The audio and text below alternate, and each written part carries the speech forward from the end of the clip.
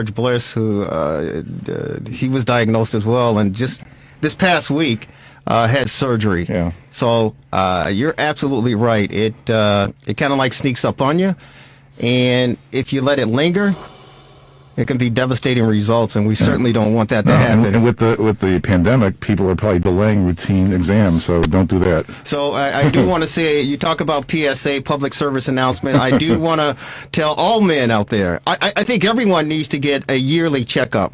Yeah. Everyone needs to get a yearly checkup, but in particular, men, you need to go out and get your yearly checkup. And in particular, yeah, African American men, yeah, Hispanic men, Latino, get checked up every single year. Get your health checked up. Go get your doctor. If the doctor has to poke you, let him poke you, because it beats the alternative. And I know in the black community, the brown community, many men ages 30, 40, 50 and above are afraid, or they're afraid. They're afraid to go to the doctors to get checked up. And you got to get an annual health checkup. You have to do it. But the scary thing about it is the fact that a lot of black and brown men above the age of 40, 50 plus, they feel, hey, I feel okay. I'm okay. I don't have to go to the doctor. And I have too many friends that I've gone to, their funerals and said goodbye to them too soon, for the simple fact that they ignored the warning signs, felt that they were okay, and then the next thing you know, they're no longer here with us. So I'm telling you, as much as, and that's the one thing that I have about this vaccine, and we're hoping for an opportunity to get a chance to talk to Congressman Danny Davis, who had an event yesterday or a couple of days ago in the Austin community on the west side to distribute 500 doses of vaccines to the community. But I understand the importance of the vaccine, and congratulations to you, Marvelous, for getting the vaccine. Right. First, it's like getting tickets to Hamilton to sign up. It's unbelievable. I know, it's incredible. But my mom got her shot today, her first dose. Congratulations. But they're pushing for everyone to get this vaccine, but we have other issues in our community that should have been addressed years ago and still needs to be addressed today. So as much as I understand, as much as we're pushing for black and brown community to get the vaccination, we also need to sit down and educate and push to get the black and brown community, in particular men, to change their diets, their exercise, the whole 9 yards, because that's one reason why we're a high risk, is the fact that we have poor diet and lack of exercise. That's the number one reason why we're at high risk. That's exactly it. So I think those emphasis need to be placed on those poor habits and characteristics that we have in our community, because we wouldn't necessarily need the vaccination as much as we need it currently. So that's just my little 2 cents. But I'm glad that you were able to. I'm glad you're good, brother. Thank you. Praise God. Yep. We apologize again for the technical difficulties. We actually have a new board operator filling in for Devin Tingle. Devin! Yeah, on the Rewind Sports 60. Devin will be with us next, back in his place on Sunday. But we have hopefully everything will line up. We have a pretty packed show. And I'm Dylan, I got to make sure that the phones are open up, because we got guests calling in and we want to make sure that we're all good. But, hey, the good thing about it, we're moving forward. Sports, I am ecstatic, I am elated, and I'm beside myself for the simple fact that, to get our minds off of our daily grind and our daily struggle, the world of sports has been there to entertain us, Lauren. Absolutely. And, it's exciting because things are starting to open up where they weren't before. I mean, we're really looking like things are starting to turn around. For the first time, I'm like, okay, maybe we can get some sense of normalcy back. But then you have your people that feel like it's still Corona's gone. That's what my cousin was saying that this weekend. She's like, oh my God, that's my scarf. She was like, oh my God, Corona's gone. And at the same token, I just saw someone on Facebook who passed away, a younger person, from coronavirus yesterday, I believe. Condolences to their family. But, on one hand, we're making progress, so let's just keep forward with that. Look towards the future. Right. Still be cautious, but it's good to see sports. Yeah, back. there are new variants of the virus, but on the sports scene, I enjoyed watching the White Sox today. The Cubs play tomorrow, and they're playing, I guess it was a 6-inning game today, so, and they didn't have most of the regulars, but it was nice to see that, and there were a couple thousand people in the stands, so that's beautiful if that can work going forward. And the basketball, I mean, I love the March Madness. The selection show is 2 weeks from today, the same day as the Grammys, where I don't know if our opening music disappeared, but I was hoping that would be in the Grammys. Right. Normally is. But 2 weeks they'll have and last year there was no selection show because everything shut down on the Thursday before the selection show when they stopped the Big Ten tournament and the Big East tournament in its tracks. So we're coming up on 52 weeks since everything was shut down after the Rudy Gobert incident, I think, really triggered it. He did. He totally set that off. But at the same point in time, people are saying if it wasn't for him. Yeah, no, at the time I said, is he a villain or a hero? Yeah, we really have to unpack that. First because I said villain, and then I went for a hero inadvertently. Because there were certain things that were happening up until that point, and then, that pretty much had the world saying, okay, wait a minute, now let's think again about this. Yeah, it was March 12th. A Thursday at the Big East, the Big Ten tournament, they played like half a game and then everything, and then they shut down. And life has never been the same, nor will it ever be the same. And it's just the reason I'm thinking of it. We're coming up on March, so it's 52 weeks. It's unbelievable. The last year. I mean, for me personally, like everybody else, the virus was awful. I mean, it affected my work, my family. My son had to move. Things of that nature. Nobody died, thank God, but it affected everybody. No question about it. In sports, with the true love that we all have for it, it was affected tremendously, but life is bigger than sports, so there was a small sacrifice. What about the mental aspects of it, Dan? Oh, because, speaking of sports, recently, we've lost a couple of our sports figures. Yeah, well, almost lost Tiger. Almost lost Tiger, which we'll talk about more, but, the mental aspect of this is something that is. Yeah. I mean, I was looking at the newspaper headline: Kobe Bryant died. There's a little thing in the corner that said "Mysterious virus appears in China." It was like at the end of January. It was crazy. Yeah. And it was so funny because my son, he used to go to a Mandarin immersion school. Yeah. And so they went to like the Chinese consulate and they raised all this money to help what was going on in coronavirus and, to send masks down there and nowhere. This was like in February. Right. No, in our conceivable minds, we could not conceive that we would be the ones that would be needing masks and PPP and right. It just seems PPE. Surreal. Yeah, it seems surreal when they shut down the sports. It was like, really, seriously. I mean, half a game. They were playing half a game in the Big Ten tournament, and they basically they said it's over. So at that point, it was like, what's going on here? But it became obvious later what was going on. And the way that the teams were able to adjust to be able to accommodate it, still make it happen. Yeah. It was a lot of anger initially with the players because LeBron and them, they just felt like that they should not be playing. Right. Well, they got to the finals in the NBA, and they got to the World Series, and they got to an NHL final, but they had to do the 60-game baseball season, of course, which was highly truncated, so it was very different. Hopefully baseball won't have a problem. I mean, like I say, they're starting now in spring training games, and in a month they'll be playing regular games, believe it or not. What are they going to do about the capacity aspect for it looks fans? like Chicago is going to be probably about one of the last ones to have fans. I mean, it looks to me as though they had fans in Texas for the World Series. Mm-hmm. Well, so they're not shutting. So I would assume Texas, Florida, states of that nature will probably have some people, but I don't know about the rest. We'll have to wait and see. I mean, I know for a fact that Illinois State University had a spring football game yesterday where they had a 20% capacity, and that's in our state, 2.5 hours away. So it was outdoors. So and they had them all separated. So that was a good thing, a good sign that maybe it's getting closer to us where they'll be able to have some people at a game. And two, I've heard, I know it was the Toronto Raptors this weekend. Some of their coaching staff had to sit out. The game was canceled tonight against the Bulls. Yeah. Yeah. So that's the thing too. It's like, it's still Right, and they've had to play their whole season in Tampa, their home games, because of the border issue with right. Canada. Yeah. Yeah. So.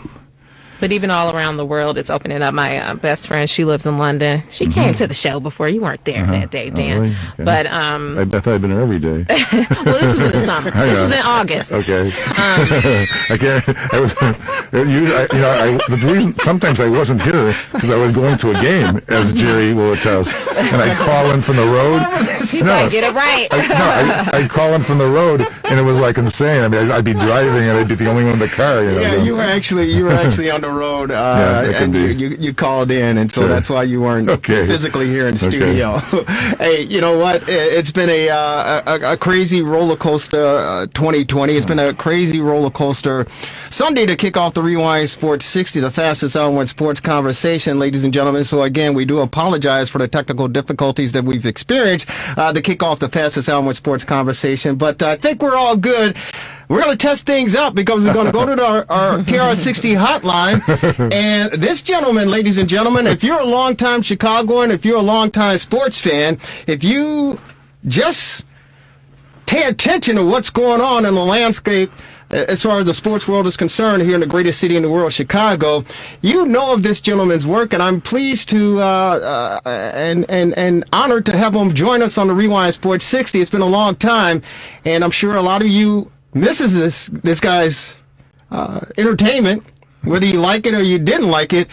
But, ladies and gentlemen, he's a former Chicago Sun-Times columnist, ESPN radio host. He's currently the host of Unmuted, a podcast, and he writes for the Barrett Sports Media. He's on our TR60 hotline, ladies and gentlemen. You love him? Some of you may hate him, but he's with us on the Rewind Sports 60. He's none other than Jay Mariotti. Jay, how are you? Jerry Riles, long time no here, and I want to praise you for putting me on the air, because that's something that would not happen at the Score or at A1000. So it's good to be with you. Well, you know what? It's Hope we won't be sorry. No. You know what? It's no problem with me. And I got to tell you, our slogan, our motto, Jay, is real sports, real talk, just plain real. And believe me, you've covered years and years of the best, whether it's here in Chicago or around the country. You've covered a lot of folks, and you know a lot of people, and you and I both know in this industry, it's cutthroat, it's backstabbing, and it's very, very challenging. But I'm here to say that, because I'm a practicing Catholic, that he is without sin cast the first stone. And so I don't have a problem talking with anybody, because we have all stumbled, we've all, stubbed our toe, our foot, or whatever, and it doesn't mean that that's the end. It means we get back up, dust ourselves off, and move forward, brother. So I appreciate you taking the offer and joining us on the Rewind Sports 60 to come on and talk shop. No problem. In fact, I got off these AirPods I was on because I think they were making a distortion. But no, I mean, it's good to hear from somebody like you. You used to work, excuse me, in the industry at the Score, I believe, and I think there's been a lot of misconceptions about me. I left the Sun-Times. I handed back $1 million because I thought the thing was falling apart back in 2008, and I think now looking back a dozen years later, I think I was right. I'm glad I got out of there when I did, because they had no digital presence at the time. It was a faltering newspaper, and I have moved on. I live in Los Angeles now. I'm loving life, and I threw myself into my work in Chicago, as anybody who read me knows, and I'm pleased to have had 17 years in that city, but it was good to get it out of there when I did. No, the industry was certainly changing, and I know that there are a lot of scribes who transition from print to the digital world, to on air, and they're hosting shows in what I call the greatest city in the world, that of course Chicago, Illinois. But there was certainly a transitional time frame, and people were fearful. I mean, a lot of print people didn't know when the dust settled where things were going to lie, and they were just simply scrambling. But I can say a lot of them have landed on their feet. You've landed on your feet, and we move forward. We wanted to reach out to you, and again, great years here in the Chicagoland area. You certainly ruffled a lot of feathers, though, Jay. Of course, you ruffled a lot of feathers. But before we say goodbye to you, I want you to make amends with the future World Series champions, and that, of course, the Chicago White Sox, man, because you had some feuds with the owner, Jerry Reinsdorf, of course, Ozzie Guillen, when he was the manager back during that day. But I'm telling you, it's time to, let bygones be bygones, and let's mend fences and move forward, because I'd love to see you here in Chicago when the White Sox hoist the 2021 World Series championship, my friend. Let's talk about the White Sox for a minute. I mean, oddly, why only the White Sox did I have a problem? I never had any problem with the Cubs, never with the Bears, never with the Blackhawks, never with Northwestern, never with the Illini, never with anybody in that city, not even the Bulls. Why the White Sox? It became, I believe, a Hawk Harrelson production. We suck. Let's go after Mariotti. Fine. All it did was sell more newspapers when I wasn't even attempting to do so at the time. So I had no problem with the White Sox. I covered the White Sox with the same aggressiveness that I covered everybody else in Chicago. They seem to have the problem with me. And I think if you guys look back in time a little bit at the Cubs, that was Sammy Sosa, that was Bartman, and honestly, nothing against the White Sox or their fans or anything, but most of my time, during the baseball season was being spent at Wrigley Field. So there were a lot of times I wasn't even going to White Sox games. Remember, I was a national columnist. I'm covering the Olympics overseas. I'm covering golf tournaments. I'm covering Tiger Woods. I'm not entrenched in the city like, say, a talk show host would be 5 days a week, 52 weeks a year. I was everywhere, and yet I'm hearing these distant calls from Ozzie Guillen. Where is he? Why isn't he here? Because I don't cover your team, Ozzie. I don't care. I'm covering the U.S. Open at Winged Foot, and I don't really care what's going on with your team right now. And I think that just became this convoluted media thing where it became laughable. That Jay against the White Sox. Why? To this day, I can't explain the whole thing other than never had any problems with any other teams in Chicago. But the White Sox, I have a problem. I had no problem with the White Sox. They had a problem with me. So, the way you feel, and you say you don't really know why it even started, did you over time say, you know what, let me pick up the phone, call, Jerry, Mr. Reinsdorf, and say, hey, let me clear the air. There's nothing against you, because I do remember there were a couple articles that you wrote about, well, in particular, Hawk Harrelson, and the phrase that he coined, "he gone." I distinctly remember you saying in the article that he doesn't even speak proper English, and some fans and the White Sox could look at that and say, wait a minute, because "he gone" is a catchy phrase, and it still sticks today with the great legendary Hall of Famer broadcaster Hawk Harrelson. But when you wrote that article and say "he gone" and it doesn't even make any sense, I can see from the White Sox perspective. Harry Carey spoke proper English. I mean, neither did Harry Carey. I mean, come on. I think the White Sox in general, and it started with Reinsdorf, everybody's too sensitive on the South Side. Let me tell you a Reinsdorf story. When I got to Chicago, I'm in Sarasota when they were at the time when the White Sox were training in Florida. Reinsdorf wanted to have an audience with me at the ballpark there. I had an audience with him and his assistant, Dennis Gilbert, who I believe is still his assistant to this day. And we started off fine until, this is going back a while, guys, 29 years, but Reinsdorf was the most influential sports owner in America at the time. He was the owner of a budding basketball dynasty.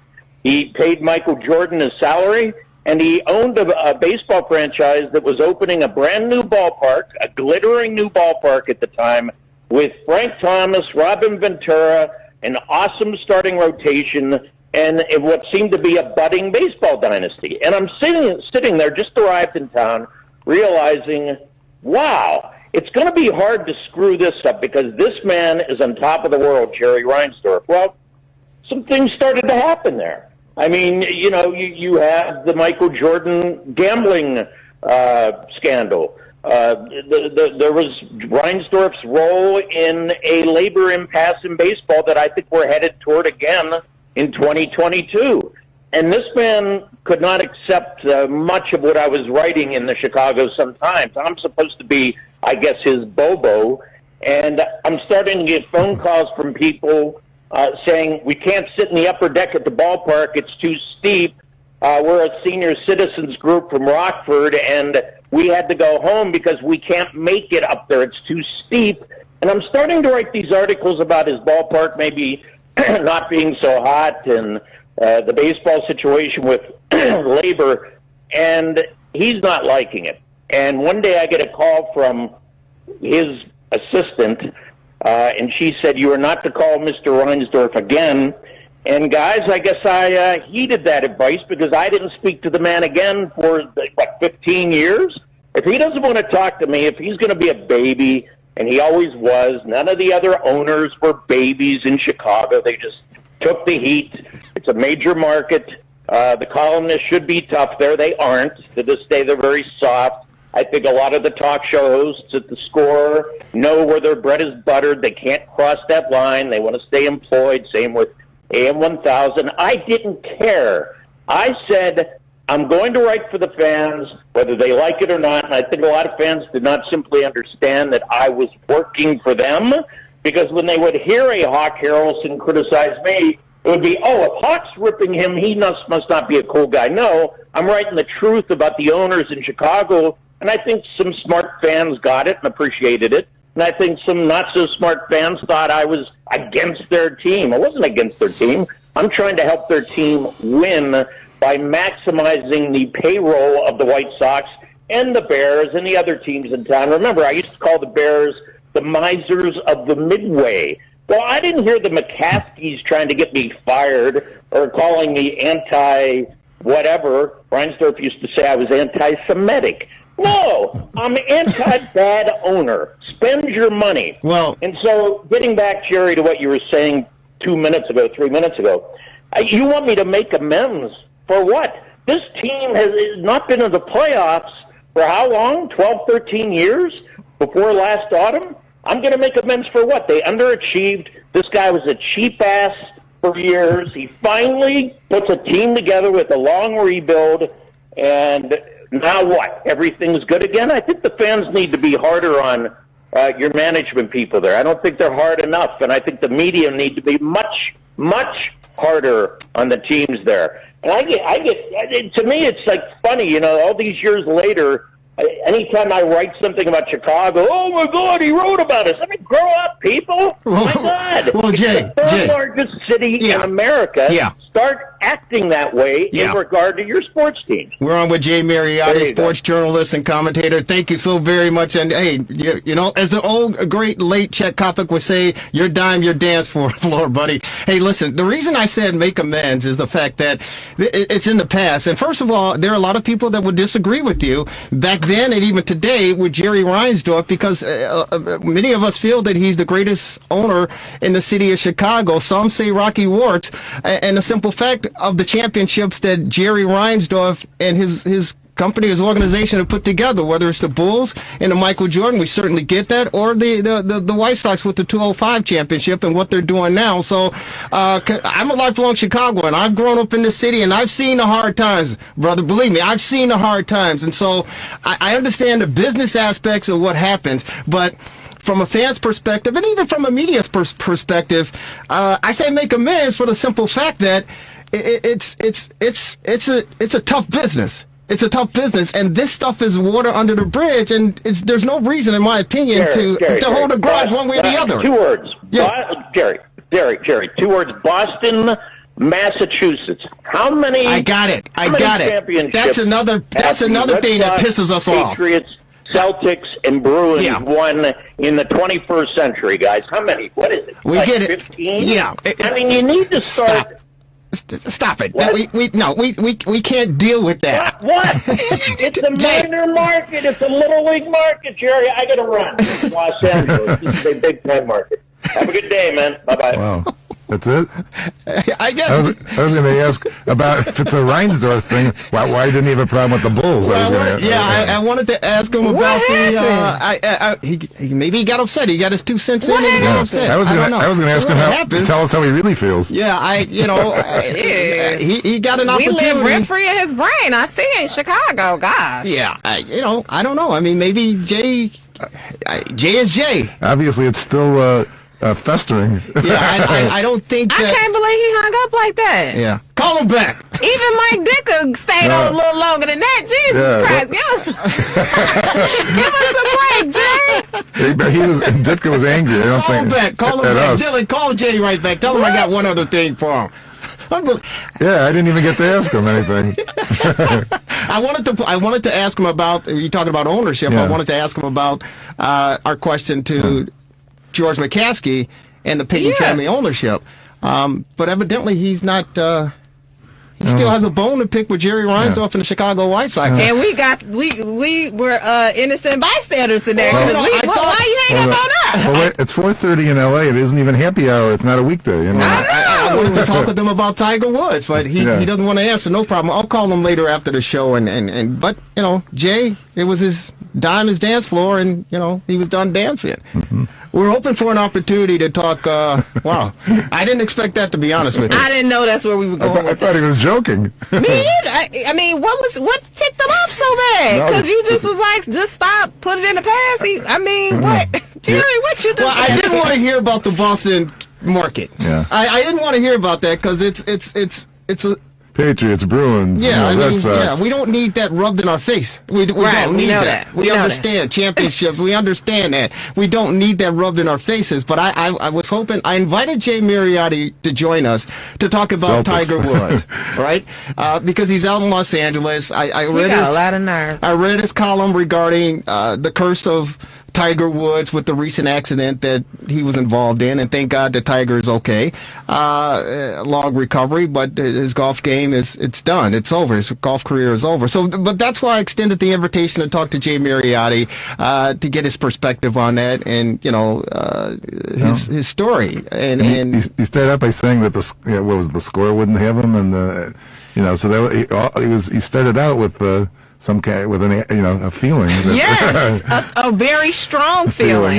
Yeah. Well, the thing about it is, and the one reason I said make amends is because I do understand that Jay wanted to return back to Chicago. He spent 17 years here covering the teams, and of course he wrote for the Chicago Sun-Times as a columnist, controversial, no question about it. But I understood that he wanted to try to get back into the market and talk sports, which is fine, and I'd love to have him anytime I thought I heard him say that he gave up $1 million. It was his choice. I mean, it sounded like giving it over to me. I would have taken it. But I didn't expect I didn't expect Jay Mariotti to take that position. Yeah. I think over time, wounds should heal. I think you let things go. Life is too short to be fighting and bickering over sports. Nonetheless. Okay, the Beatles. Life is very short, and there's no time for fussing and fighting, my friend. Hey, Lauren, I had a fight with a childhood friend. I only had like 2 fights in my whole life, right? And the one was with a childhood friend. His name was Sean Swayzer. I had a fight with him. He beat me up once. I beat him up the second time, and that was all she wrote. Yes. I still don't hold a grudge to the guy from 50 years later because we had a fight. Jeez. Let it go. Yep. I'll call him. We didn't do it, Jay. We'll get Jay back on. We had nothing to do with that. Wow. Well, okay. Hey, Dylan, can you get our other guests on? We got a couple minutes, man. Dylan is filling in for Devin Tingle. He like, these people are crazy. Yeah. Dylan, this is our style. We don't usually get hung up on like this. We have time to kill now. Yeah, we only get hung up. I'm glad I did just one time. I'm glad I did the PSA. I mean, that took some time. Yes. Why do these guys feel they have to hang up? Is it? I'm not with Dicker. I could kind of see where. No, I can't. No, I can't. No. I mean, I could see the train was going downhill, but this one just. It was sudden. I was, about to jump in, it was and sudden. then, me too. It was sudden. I didn't know he was going there with it. Maybe he had an appointment. No, he didn't have an appointment. Exactly, because he was like, well, it's so time in L.A. So. Well, here's what Hawk Harrelson had to say about it. How long were we from? Yes! Yes! Yes! Yes! Was that during a game or after retirement? Mercy! Yeah, I mean, Hawk Harrison can't even understand.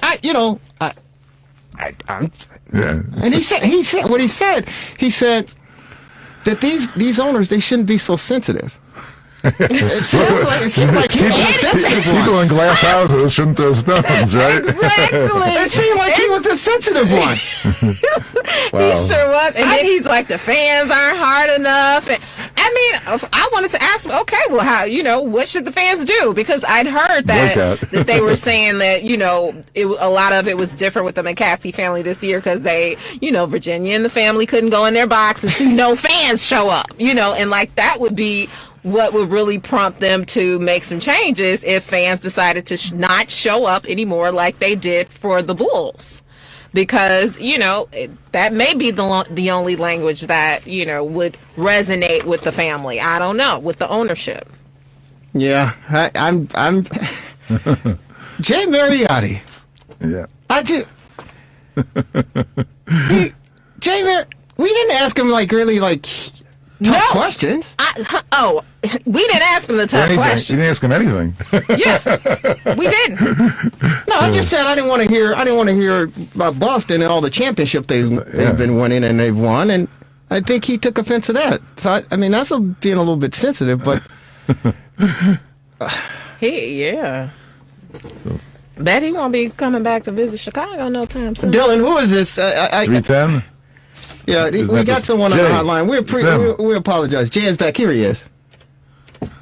Hey, Jay. Hey, Jerry, I only have 5 more minutes. Jay, you hung up on me. What are you doing? I hung up on you because I only had 15 minutes. I'm in a car. Go ahead. What do you need to know? Yeah, don't do that, Jay. Dude, hey, Jerry. Yeah. Jerry, you're a small timer in a little market. See ya. Don't bug me anymore. Hey, Jay. No, he didn't. Small timer in a little market. Wow. Back again. Hey, Chicago. Chicago, you're a small timer. There's Jay Mariotti. What is And this? Do you got his email? Shame on me. And you just gave me an idea. Yeah. I would give his number out on the air and tell everybody to call him and kick him in his ass. And if I'm a small timer in a small market, he's not even in the market. Exactly. He got kicked out of the market. Okay. And again, you want to dog Jerry Reinsdorf? He's You want to a dog scumbag. Ozzie Guillen? You want to dog the Chicago White Sox? Well, that's the reason they gave you a ticket out of Chicago. And then you took your ass over to ESPN and you got your ass kicked out over there. And, you know what? I don't like to dig up dirty laundry, Jay. I don't like to do it. But I don't Take it up. Yeah. He deserves it. I'm not going to stoop to his level. No. As my good friends Barack Obama and Michelle Obama say, when they go low, we go high. So we'll go high.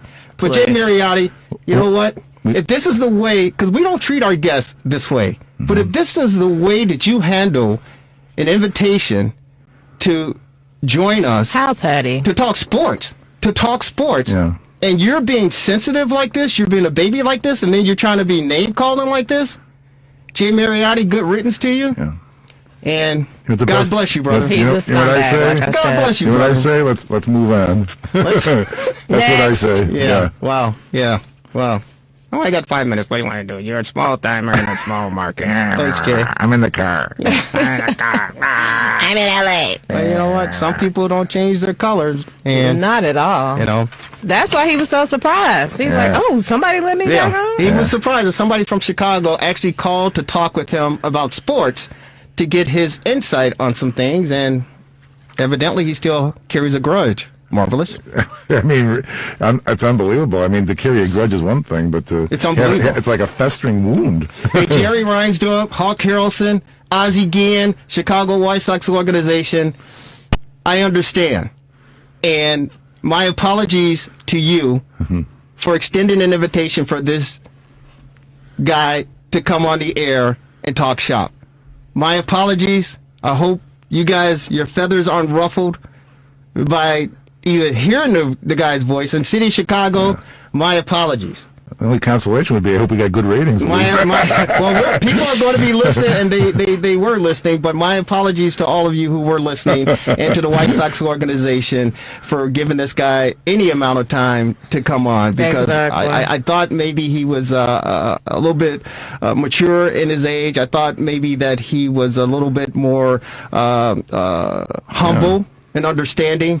But of course, you heard it for yourself, and you'll continue to hear it all week long on the RewindSports60.com.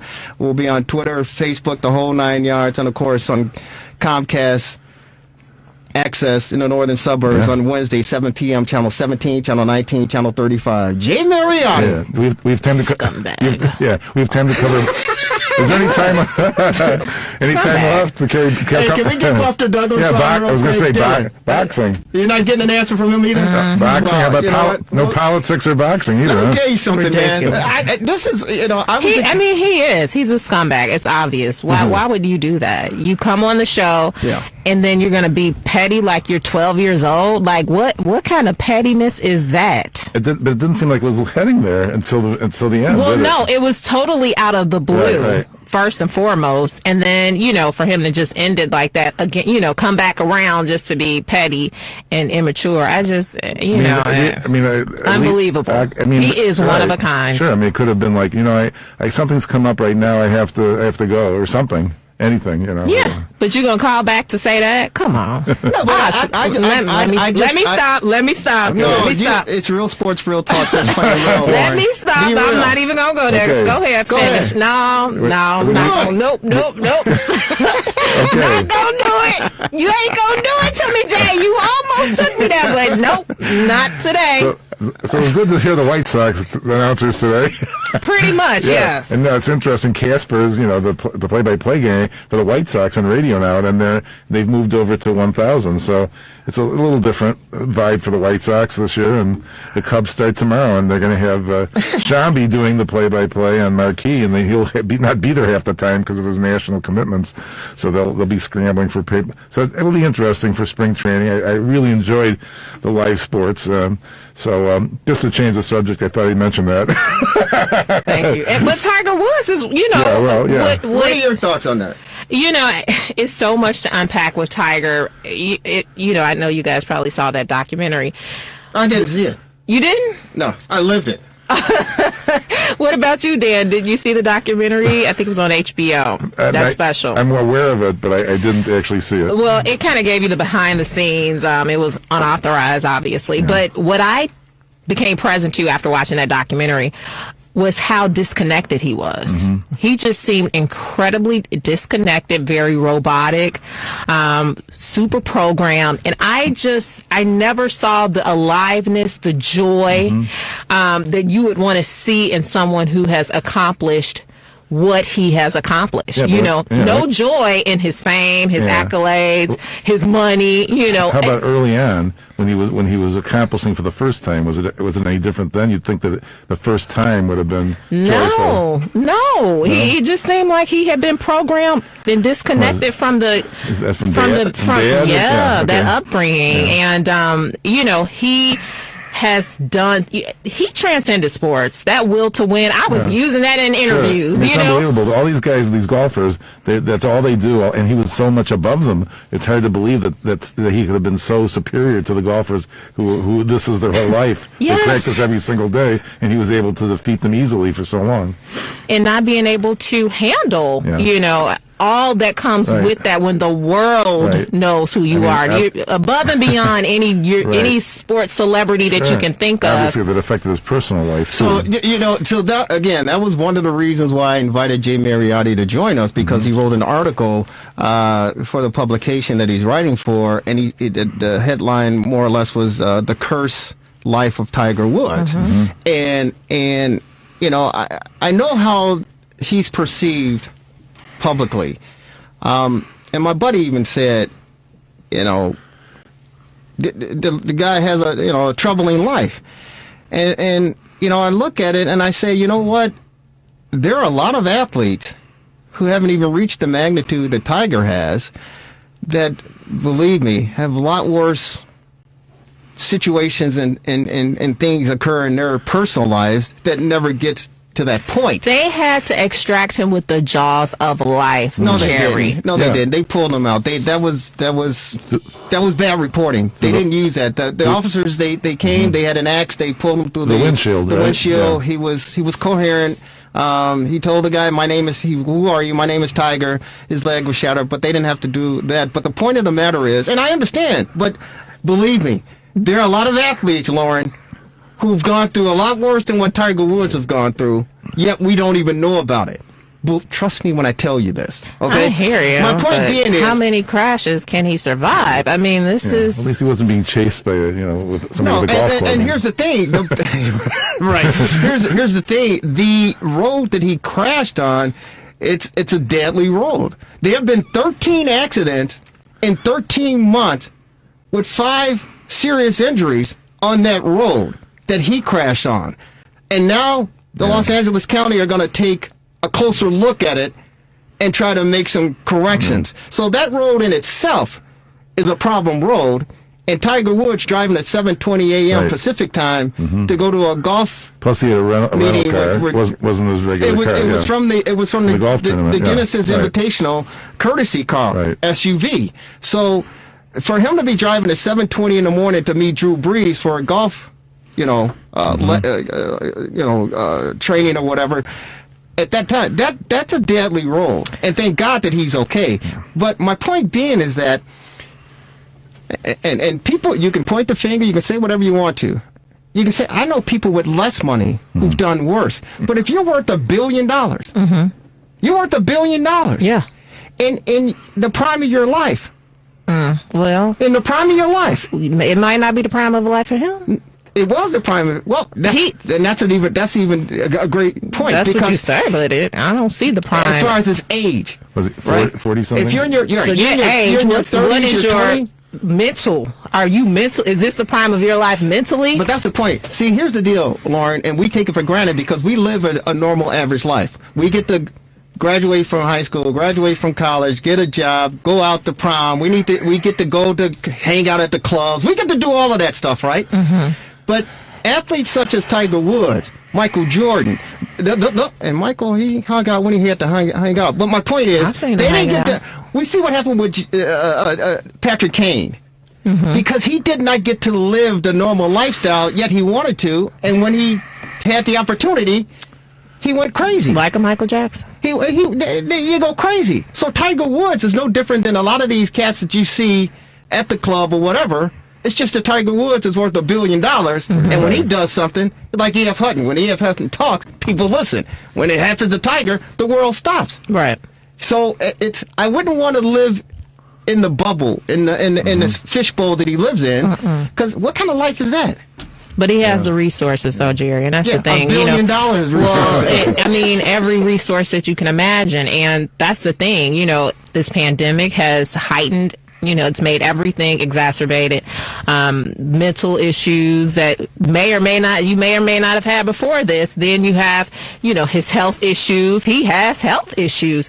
These are a lot of the family issues. If you looked at that story, he had a contentious relationship with his dad, and just all of that going on, compounded with Greatness. what he is, his talent. That a lot of people have those issues, but they don't have the resources that he's had. He had a great comeback story with his back problems to win the Masters. How about this? Let me say this to you. He has to get help. Listen, there are a lot of people. It's more symbolic than just this is a winding road. I mean, this is the second time this has happened to him. Robert Ursay, the owner for the Indianapolis Colts. Right? Yeah. He got, a couple years ago, maybe 2-3 years ago, maybe 4 years ago, not that long ago, he got pulled over in Indianapolis, outside of Indianapolis, with his car. He had guns, he had drugs, he was toasted, he was all loaded. We heard a blip on the radar as far as that story is concerned, and that's it. Jerry Jones, he's carousing with women all over the place. The owner of the Dallas Cowboys. Don't forget the Patriots owner, too. Yeah, Robert Kraft. Yeah. There's business as usual because they got the money, they got the resources, and it's like, hey, I own a team. I can do whatever I want to. So what? What makes them? Yeah, but he almost so died, different? though. He almost died. Yeah. I understand that. That's way bigger than just getting caught with some females. I mean, this is serious. This is life and death stuff that's happening to him. this is the second time it's But happened. his life, my point being, his life has been under a microscope since he was a little boy. Oh, yes. Oh, yeah. None of these other guys' lives have been under a microscope. Sure. And we just, listen, He's got pressure that we could never Dallas imagine. Cowboys, Michael Irvin, Troy Aikman, all those guys that played back in the championship years, they had what was called the White House. It wasn't the White House in D.C., and it wasn't called the White House because it was the White House, if you understand what I'm saying. So, and Jerry Jones this is his team, America's team. All that stuff was looked the other way. I don't know. Hollywood Henderson, who was a primetime, you remember him? Yeah. A primetime linebacker for the storybook America's team, Dallas Cowboys. Yeah. Cocaine issues. There are problems that the Dallas Cowboys organization, they look the other way. Because at the end of the day, they say, these cats gonna make me some money, and I get to build this big-ass stadium that they're playing in now, so who cares? So what are you saying? I'm saying that Tiger Woods and all his exploits, and it's sad, it's disappointing, but Tiger Woods is under the microscope. Is the fact that the sport that he plays in, he's an individual minority, African-American, part male, that's capitalized. He's dominated the sport that white men created in their own. Yeah. And they don't want to see that. Yeah. They don't want to see that. But he needs to recognize that first and foremost. Well, I don't know. If I Is worked he at that- present if to I that? worked- if I I mean, worked I at- don't think he's present to that. I don't think he cares. shouldn't So have why to. would we? He shouldn't have to. He shouldn't have to. He shouldn't have to. What do you mean he He's shouldn't paid- have to? He's paid his He shouldn't dues. have to, but he should be cognizant of it. And I don't. You know what? Listen. not acting like it's not so. He's living life, Lauren. He's living life, and we all screw up. We all make mistakes. We all have accidents. I had a guy hit my car. I wasn't even driving. He hit my car. It was an accident, but he had to pay for it. But the point is, Tiger Woods is living his life, and he's screwing up in certain parts of it. But hey, the reason That's we're what he's got to correct. The reason we're talking. No, he doesn't. Yeah, he does. He's If he human. wants it. Honey. Well, as He's humans, we human. have to correct and evolve and grow. No, And that's what humans do. yeah. That's what we do. We screw up. Yes. We screw up. Yes. And for we sure. try to make. Let me tell you something. We all screw up. We all screw up. And believe me, he's thankful that he didn't, Tiger's done what Tiger's been able to try to do with Tiger's life. I can't walk in. I wish I could walk in his shoes, but my golf game would improve. Walking his bank book. Yeah, big book too. But hey, he's trying to do what he can do. Thank God he's alive. Yes, It's Tiger. the fastest hour in Get sports. well, We Tiger, apologize. mentally and physically. Lauren Cox, Apologize. thank you so very much. It's great to see you back in studio. Marvelous. It's Thanks. great to have you. Thank Yeah, you. sure. And Pleasure. Get you, Jay. yeah, Jay. I'm disappointed. I just texted him and say, Jay, I'm disappointed in you. That was unprofessional. Dylan, thank you for filling in. It was a rough, rocky road, but we got through it. Ladies and gentlemen, it's the fastest hour in sports Thanks, conversation. Dylan. Yeah. This is another edition of the Rewind Sports 60. Have a great rest of your Sunday. Enjoy the week, and we'll see you next week on WCPT 820 AM, the Rewind Sports 60. Take care, everybody.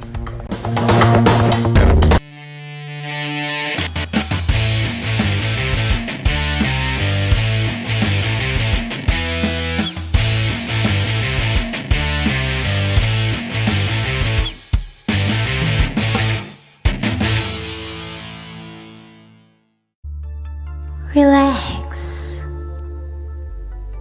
Reset. Rejuvenate. Go to our link right now to restart your life.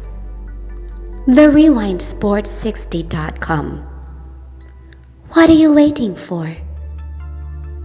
Hope to see you soon.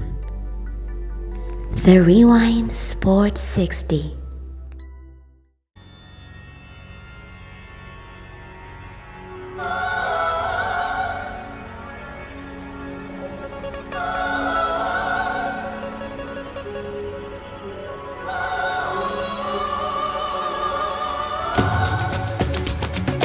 Welcome, everyone, to another edition of the Sports Medicine Update, a weekly podcast with yours truly, Jerry Riles and the Honorable Dr. Chad Padromas. Dr. Chadwick Padromas is an orthopedic surgeon at Illinois Sports Medicine and Orthopedic Centers right here in the great Chicagoland area, also in Glenview, Naples, and he is the orthopedic surgeon at Padromas Stem Cell Institute. He's also the editor-in-chief of the Anterior Cruciate Ligament Reconstruction and Basic Science. Doctor, how are you?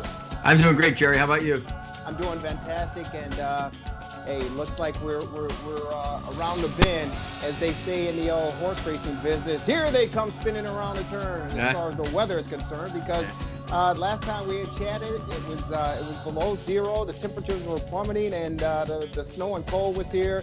A week later, 40, 45 degrees temperature. The weekend is looking very good as well. So we're coming on in around the turn there, and looking good, feeling good, and enjoying this these end of this tough. Yeah, only in winter. Chicago. Only in Chicago can the 40s feel like beach weather, you know. But I feel the same way.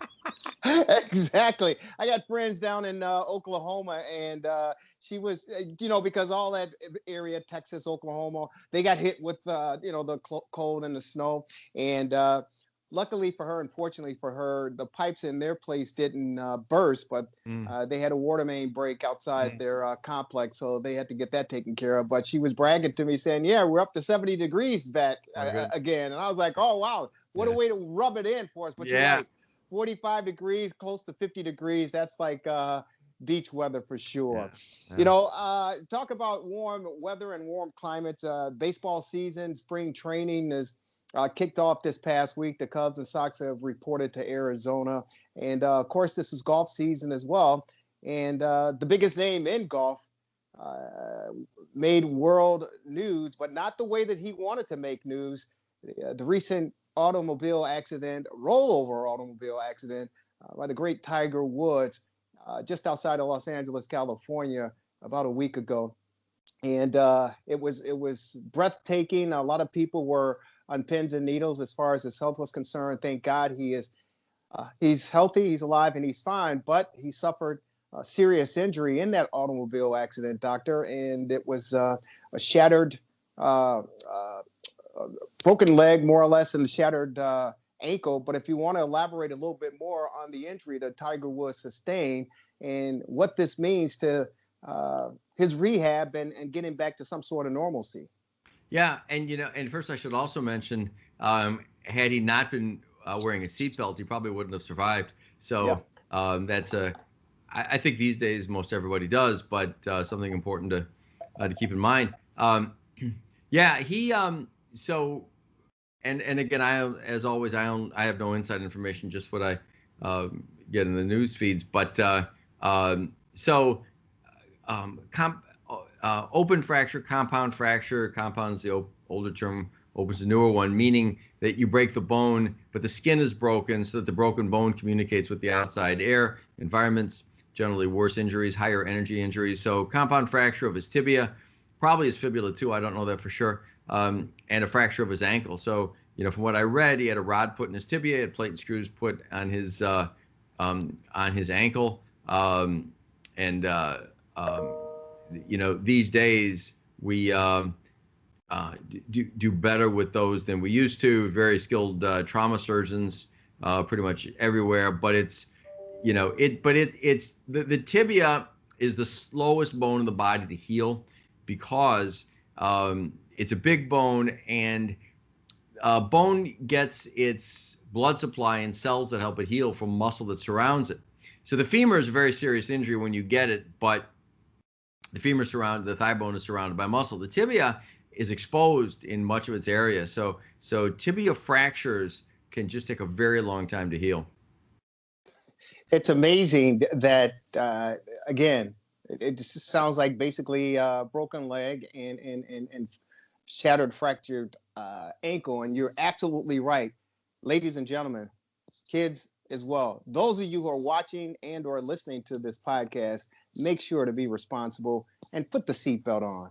Put the seatbelt on. The authorities out there said that that probably saved Tiger Woods' life. And thank goodness he was, buckled in, strapped down. And unfortunately, now it's interesting as far as the road that he was traveling on, Doctor. They said this is a very dangerous road in the first place. There reported unofficial reports of 13 accidents in the past 13 months on that road. Wow. With 5 injuries, 5 people who sustained injuries from that road, driving on that road. So now Los Angeles County officials are going to take a closer look at this road to see what they can do to try to make things safer. But it's unbelievable that it would take something of this magnitude with Tiger Woods nearly killing himself for this to finally get some attention and be addressed. But again, thank goodness that he's fine and he's okay. But he's got a long rehab recovery process ahead of him. And when I heard the news and I saw the wreckage, again, it was kind of haunting because we're just about a year ago from when Kobe Bryant in the Los Angeles area and his beautiful young daughter and friends lost their lives in a helicopter crash. So when we heard the news of Tiger, it was definitely breathtaking, and we were saying our prayers because we didn't want to have a repeat of another iconic sports figure, losing his life. But when I saw it and I heard it, I said that his golf career is over. It's done. I mean, he was in the twilight years of his golf career prior to the accident. But my opinion, I mean, I simply don't see a comeback. Your thoughts? Yeah, well, there's several interrelated issues here. So the tibia fracture is slow to heal, and there have been a few high-profile injuries that the most recent being Alex Smith, quarterback, who had, he had a compound fracture of his tibia like Tiger. I don't really know if he fractured his ankle as well, but his was complicated by infections. He not only almost lost his leg, almost lost his life. And so the fracture mechanically can be put together with some clever hardware, nails that go down the center of the bone and plates and screws. But there's the sort of the carpentry aspect of it, which we've gotten pretty good at doing these days. But there's the biology aspect of it too. And that bone, the higher the energy that's imparted, the more tissue death and the greater the chances that bad things will happen. The two bad things mainly being infection, which he had, I believe, and also it's called non-union, which means it just doesn't heal. And then you have to go back later and do other things. So, even if all goes well, it's problematic. But this is something that is not a slam dunk to heal right. So right now he's had his preliminary surgery, and I don't know. Sometimes there are cases where you'll put one form of hardware in and switch it out for another. Probably that's not the case. Usually, I was told he had plates and screws in his ankle, which is usually definitive, and a rod down the tibia is usually definitive as well. So, if he's lucky, maybe that's it. But once it's put together, bad things can happen. Surgeons know this. They have to be vigilant. And so, with Alex Smith's, it went on for a long, long time, and just remarkable that he got back. The other injury that is equally well known, maybe more so, was Joe Theismann, 30-some years ago. And that was a nationally televised game. I remember watching it, and wow, people saw right on the screen his leg bending in ways that it wasn't supposed to bend.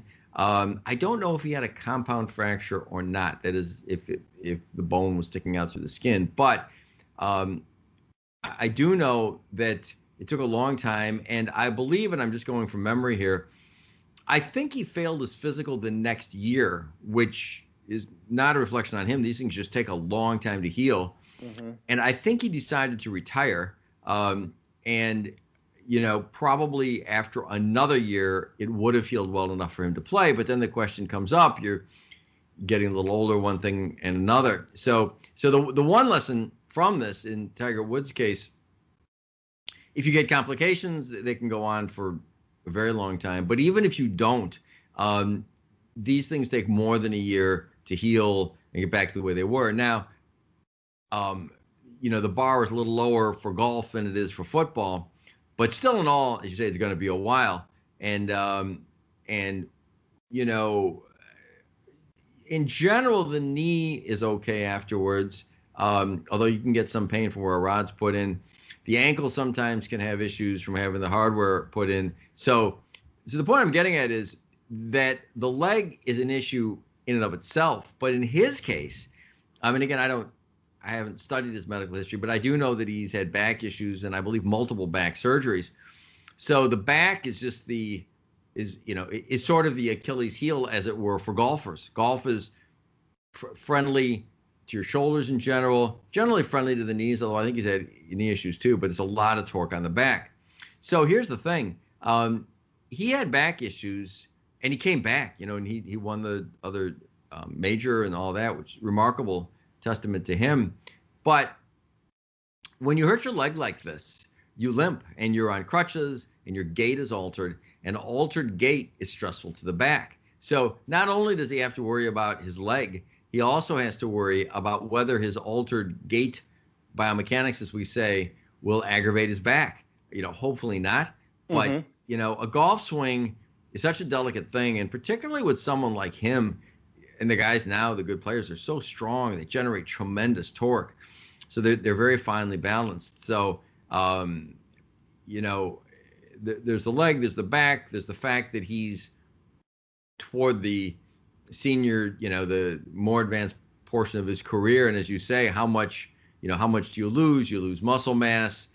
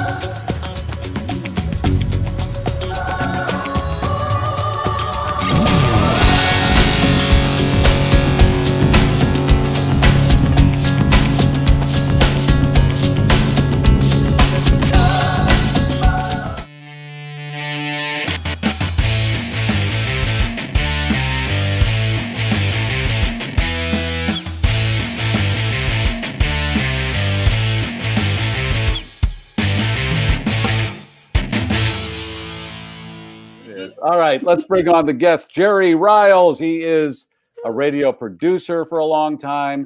He currently runs the Rewind Sports 60 on WCPT AM 820 in Chicago, and he produced radio shows for Walter Payton and Gale Sayers, football legends, not only in Chicago, but in football lore. They are huge. And here's the interesting thing. Hey, Jerry, welcome. Good to see you. Good to see you, Gary. Thank you so very much. It's a pleasure and an honor to join you. Here's the weird thing, and producer Alan pointed this out. This is the 34th live show. And what was Walter Payton's number? You got it. 34. Okay, I'm just hoping for the mega tonight. Oh, the mega. There you go. There you go. Welcome to the show. And I can talk to you about a lot of things, but something happened this week when you were doing your show, and I really enjoyed it because I like when things are uncomfortable and there's squirming as you listen to something or you're watching a TV show and there's something very awkward and it comes right through the screen. And I think you had that moment, Jerry, and you can tell me your feeling about it, but you had the owner of the Chicago Bears on, George McCaskey, right? Yeah, exactly. And in the middle of the conversation, you kind of dropped this on him. Hey, why don't you give the Walter Payton family 1% ownership of the Bears? Yeah. And he didn't know that was coming, I would imagine. And I heard him squirm for about 3 or 4 minutes trying to get out of that. And he never responded to that in the way you would like him to respond. Have you heard back from him since? No, we haven't heard anything back from the McCaskey family or anyone from the Bears organization regarding that situation. And the interesting thing about it is I was thankful and appreciative that the chairman, George McCaskey, agreed to come on the show because once the Bears were eliminated from the playoffs and their season was over with, many may know or may not know, but Chicago fan base were calling for the heads of the general manager, Ryan Pace, the head coach, Matt Nagy, people in the front office, because it was an embarrassment. It was a debacle, and we want to change. And so George McCaskey, they had their end of the season presser. He and Ted Phillips, the president and CEO of the Chicago Bears. And then they made individual media runs around the Chicago area, being on with the local sports talkers. And so we were able to be a part of that. And I was grateful and appreciative that he decided to come on. And of course, we throw out the questions. Is Matt Nagy coming back? What do you think about Ryan Pace? And we get the politically correct answers all throughout the interview for the most part. And he spent, I got to say, he spent 45 minutes on the air with us, which is phenomenal. And it's typically unheard of, to be honest with you, to have someone of his stature to be on for so long. But he gave us the politically correct answers. Oh yeah, we like what we're seeing. We're not happy with the season. Blah blah blah blah blah.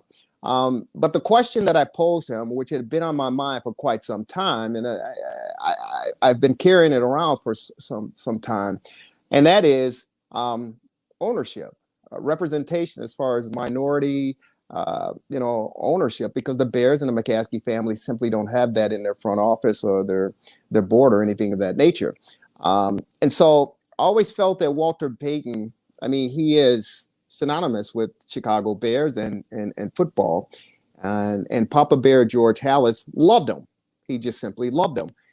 And of course, for those who may not be aware, Walter Payton, who passed away in 1999 unexpectedly at a very young age due to cancer, he had placed a bid to become the first minority owner, African-American owner of a football team, the National Football League. And that, of course, was the St. Louis Rams back during the time when they were in St. Louis. And he was denied by the owners because he didn't get enough votes. And Walter was simply devastated.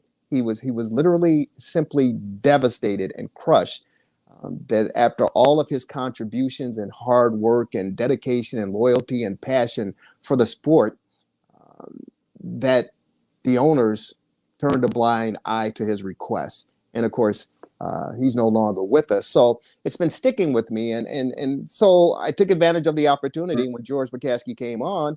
And after listening to all of this politically correct answers, I said, well, let's step out and tell him and ask him and see what he says. And initially, Gary, I was looking for 24% of the Payton family to be owners of the Chicago Bears franchise, but I knew it was a little bit too far outlandish. So I said, well, let me settle for 1%. And so when I posed the question to Mr. McCaskey, to George, as you just shared, he started backpedaling and he started, praising the Payton family and the contributions of Jarrett, the older son of Walter Payton, and of course Brittany, his daughter, and Connie, his wife. And he never answered the question that, that's something that we would look into. That's a great idea. None of that. And so my job was to get that out there. And I told him in the interview, hey, listen, it all starts with an idea. You put some legs on that idea, get some people around that idea, discuss it, marinate on it, and you see what happens. And as of a week, we haven't heard anything. So I was just happy that I had the opportunity to put that question to Mr. McCaskey. Do you think he thought, well, you ambushed me. I was not expecting this, and there's no way I could answer it with, oh, yeah, we'll give the Payton family 1%. I understand that. He can't make that decision on his own, I'm sure. But I can't imagine them. Well, here's the thing. Let me go back. This is something that they should have done on their own. I just think it's good karma. I believe in good karma. I think it's something the Bears should extend to the Payton family and say it's a 0.5%. The Bears are worth, I think, $3.5 billion. Right. That's their value. Right. Right. I don't think it's going to kill them if they give the Payton family 0.5%. Walter Payton was iconic to the Chicago Bears and to football. And they should use that as okay, the team has been crap for many decades. It's not just this last season. And they've been hemming and hawing about why it's bad and all this. But it's time to just do something that makes it all kind of feel better, and just do something in this department, because the team could be crap for another who knows how long. Yeah. Gary, that's a great assessment as far as this team is concerned. And to answer your first end of the question, I didn't take it as if he may have thought that I ambushed him, for the simple fact that he had spent 45 minutes on the air with us. And prior to coming on with us, I did ask him, is there anything that we should stay away from, or you don't want to address or discuss? And it was open forum for him. So I don't think that he felt ambush. I think he was certainly caught off guard, because we were going along with his Q&A as far as the politically correct answers to all the questions that we were asking. But I think he was surprised by the question in its own right. And I guarantee you, well, I can't guarantee you because my wife always say you can't guarantee, but I say 99.9% certain that he took that question back to Virginia McCaskey, Ted Phillips, to the people in place, and said, we need to think about this and kind of evaluate this thing, because the great Mike Singletary just interviewed for the defensive coordinator position for the Bears this past week. So that was an indicator for me that they're thinking about this. But as far as the Payton family getting a piece of, and you're right, 0.5%. It doesn't matter if it's 0.5%, 1%. I thought 3.4% for 34, whatever the case may be. This is something that the family themselves should have addressed and made happen. They didn't. It didn't happen.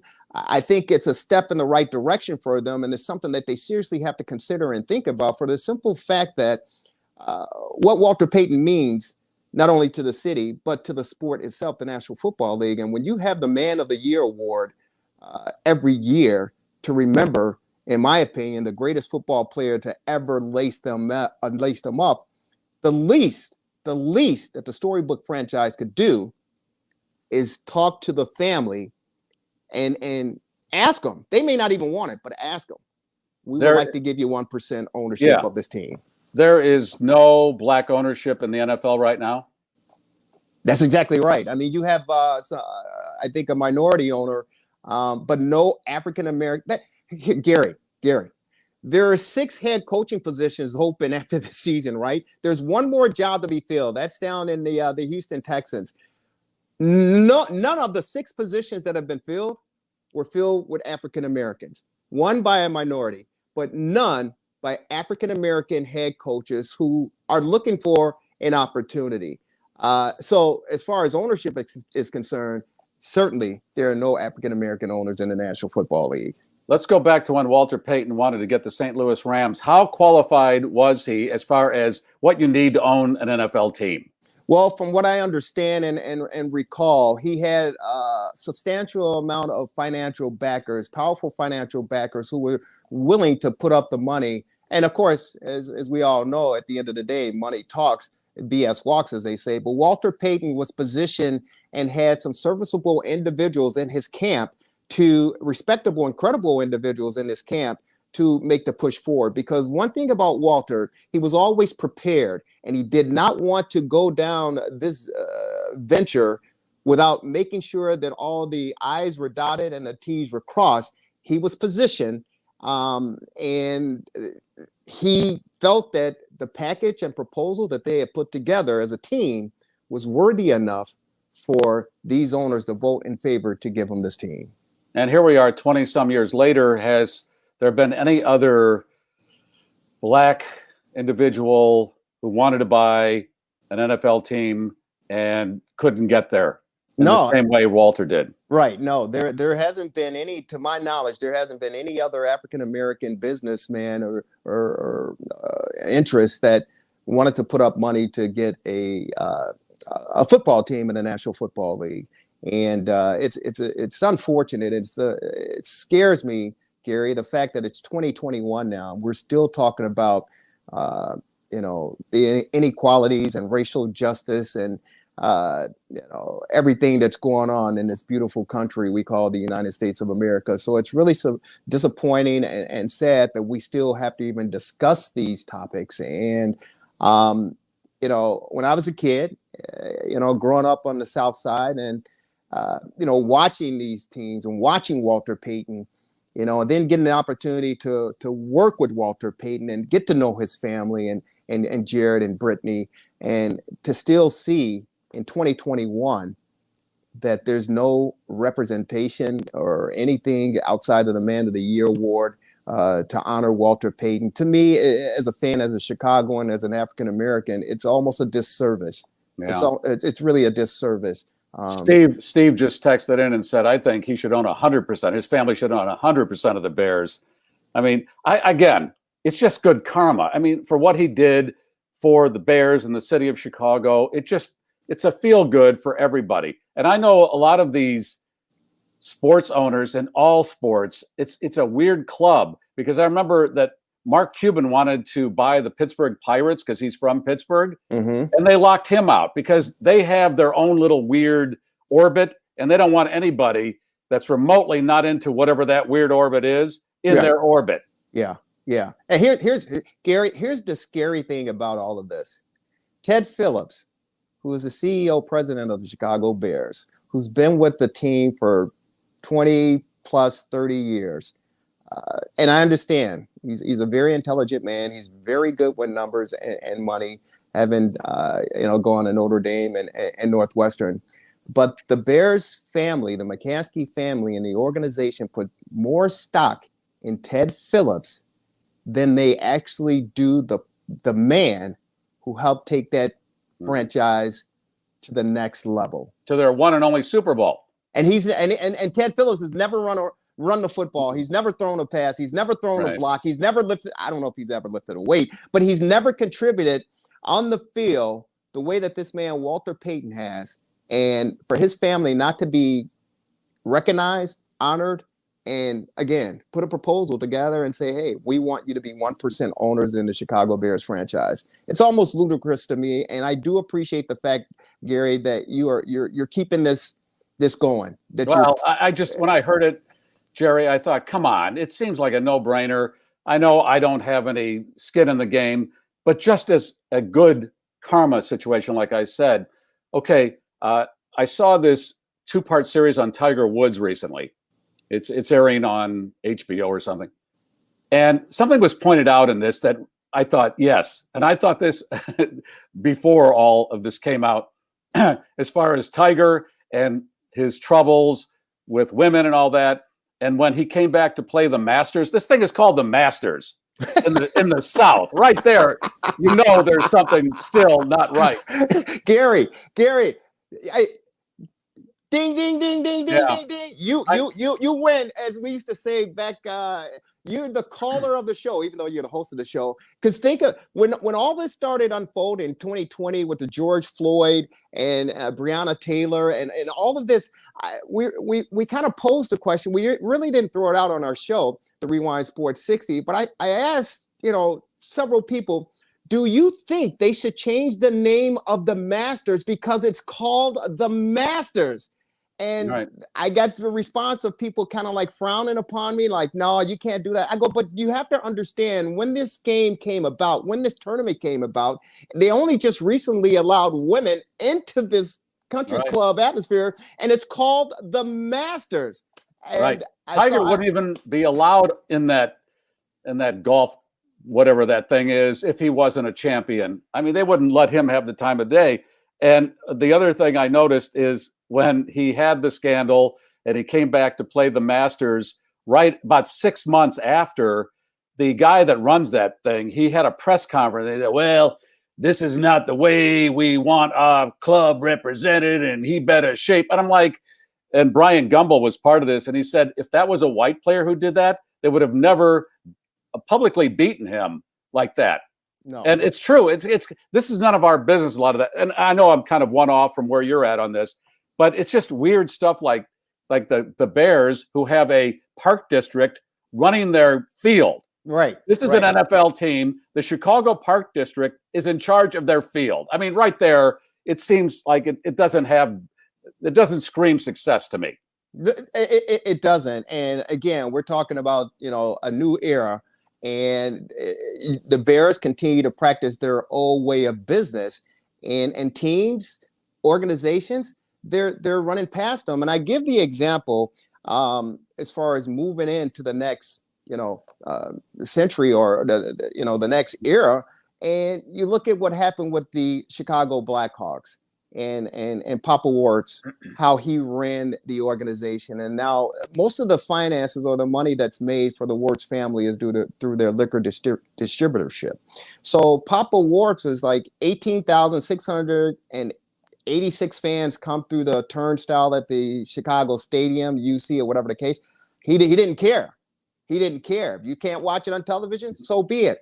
Once he passed and Rocky took over, we see the success that the Chicago Blackhawks has had because they moved into the next realm. The Cubs did the same thing.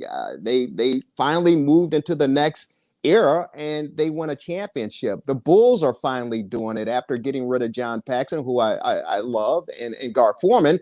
But Michael Reinsdorf felt, hey, Dad, we got to move this thing to the next level, or we're going to lose. And they did that. So the Bears are the only team in Chicago, basically, that are still practicing old ways of doing business, and it simply won't work, and it simply won't fly. Well, speaking of the Bulls, they got rid of Jordan and Pippen when they probably still had at least 3 championships in them.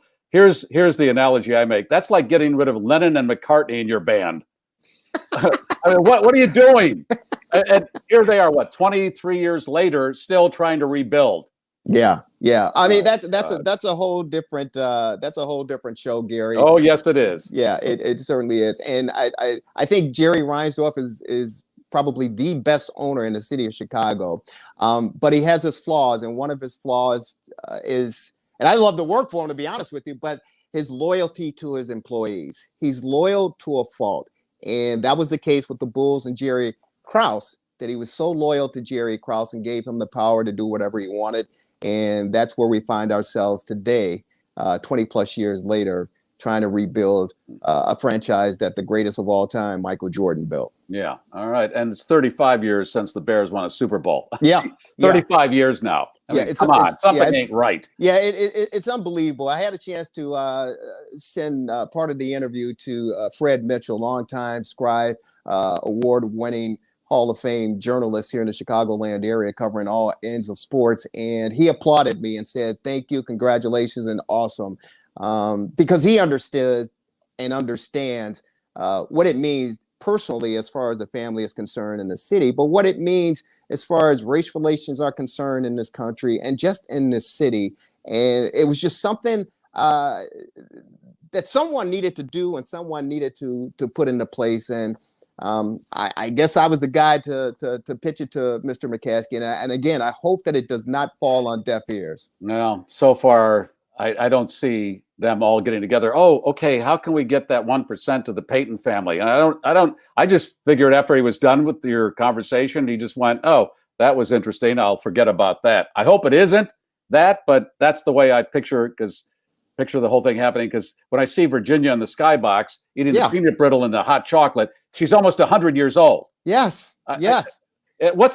Now George is what to Virginia? I don't know that whole Venn diagram of the McCaskey families. Yeah, I think that's like the grandson.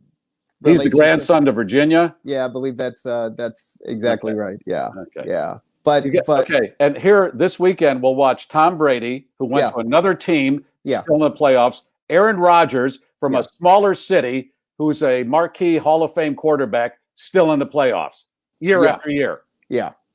Here's the scary thing, and I pitched this to George, and again, he had a politically correct answer for it. I said, look at the Rooney family. I said, Pittsburgh. I said, they had 3 head coaches, and all 3 head coaches have won Super Bowls. Right. And their current head coach is a black head coach. Exactly. Yes. Exactly. And I go, look at the Green Bay Packers, from Bart Starr to Brett Favre to Aaron Rodgers, and his understudy is on the sideline. So the quarterbacking situation, they've been able to master that, but yet here in Chicago, we fall short of the quarterback. We fall short of the coaching.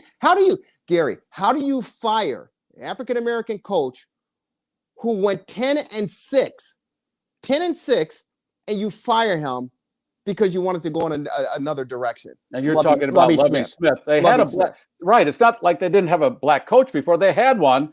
He's 10-6. We don't like what you're doing. Oh, yeah. You'd rather be 4-12 or 8-8 or whatever the hell you are now. Yeah, and when I brought the record, this past year's record, to Mr. McCaskey, I said, the team finished 8-8. He corrected me.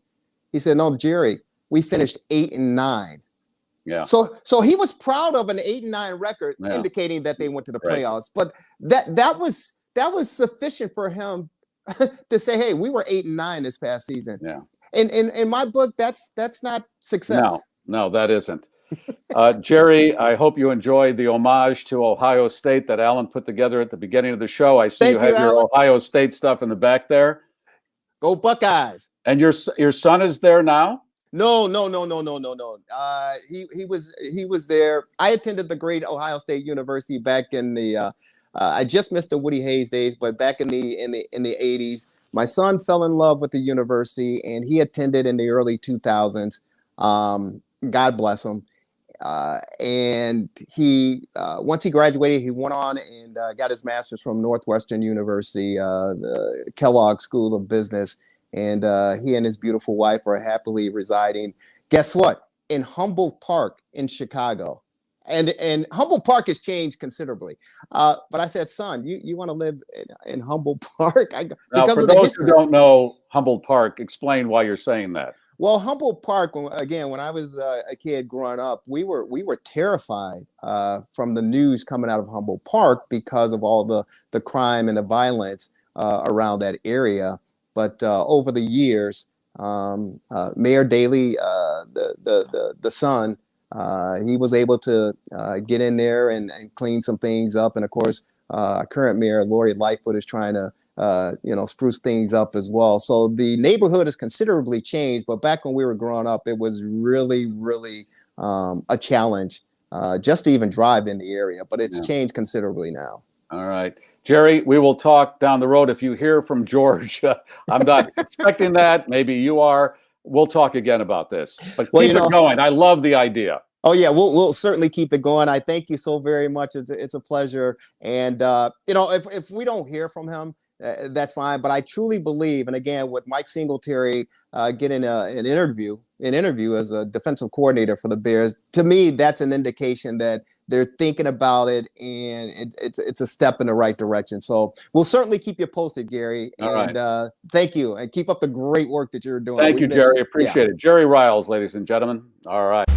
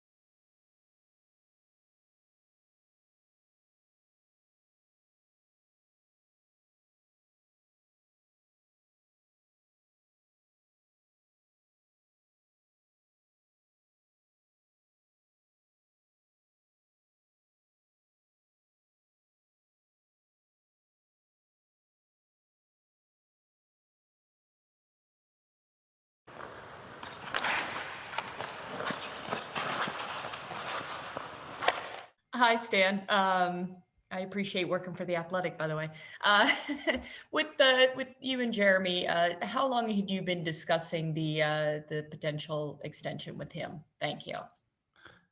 The actual negotiations were recent, but this was something that was on my mind going back a few months ago, and we had a lot of stuff to work through. So it took a little time to actually get to that conversation. So it was probably more recently that we've started that, but it was something that I had thought about going back several months. And, with where we're at and certainly the direction we're heading, I felt that Jeremy's a big part of that. And it's someone that I'm excited to work with. I've had a chance to know Jeremy for a couple of years now, and, really solidified that connection that we've had. And the way that we see the game, the direction that we're heading, and what we want to focus on in the coming years, I think he's a great candidate to move that forward. And that's something that I've talked a lot about in the past is the direction that we're heading. And I think Jeremy's strength as a coach is his communication and his relationship with younger players. And that's something that we're going to need as we go forward. We're going to need those young players to take a step in their career. And Jeremy's embraced that. He loves working with them. And I think that's really a talent that he has. So it's going to serve us well. We'll go now to Phil Thompson with the Chicago Tribune. Phil, your mic's active. You can go ahead. Thank you very much, Stan. So this is similar to what we've asked before, but given when some of your contracts expire for some of the veterans and the length of some of your younger contracts, does this all align with kind of a 2-year window for seeing what the Blackhawks can be? And then do you have a measuring stick in terms of, we need to make the playoffs by 2023 or some other measurable? Well, I think the most important measurable is to show progress, and to show that can look a couple different ways. But in particular, we need some young players to take a step into our lineup this year, and for some of the other young players to take a step forward. So it's not just the new faces that I'm referring to. Alex DeBrincat's a young player as well. He's 22 years old, and but he's got a lot of experience under his belt. But I don't think we've seen the best of Alex. I think we're going to continue to see him evolve his game, and that's something that we want Jeremy to play a big role in. So we do have some new faces that are going to get their chance this year, starting tomorrow night. And I think the measuring stick is going to be how well do they take charge of that opportunity, and where does it look in 3 or 4 months from now? I think if we go back to last year as an example, and we use Kirby Doc as a player, we look at where he was when he started the year in October, and then you compare that to where he was in August in the playoffs. It was a big transformation as a player. I think he made a huge improvement in that time frame, and it would be great if all of our players could take that type of a leap forward. That's probably unlikely because Kirby's a special player, but I think we can be looking for those players to play bigger roles in the coming months and years. So that's really the goal for us, and that's something that in conjunction with that, your team needs to then start moving forward. So I think if you have a lot of young players in your lineup and they start to progress and show that they're NHL contributors, it should translate into better performance for your team. So that's ultimately what we want and what we need. But we're trying to, right now focus on those players growing their game, and that should translate into better performance for our team as well. We'll go now to Charlie Roumeliotis with NBC Sports Chicago. Charlie, your mic's active. You can go ahead. Hey Stan, from the time you hired Jeremy to where he is as a coach now, how has he evolved over time, and what areas do you feel like he's really improved at over the years? Charlie, the biggest thing I've noticed is just, more of a comfort level being here as an NHL coach. And that's something that's really hard to game plan for or to be ready for until you experience it. So as far as his actual knowledge of the game or his approach to coaching the team, that hasn't changed a whole lot. He's still got some of the same principles that guide him. But I think, when he first came onto the scene, this was new for him. A lot of these buildings he'd never been to before. He'd never coached against these other coaches, and you can try to simulate that in your mind, what it would be like to go up against another team. And, you watch that coach on television, you see how he runs his bench.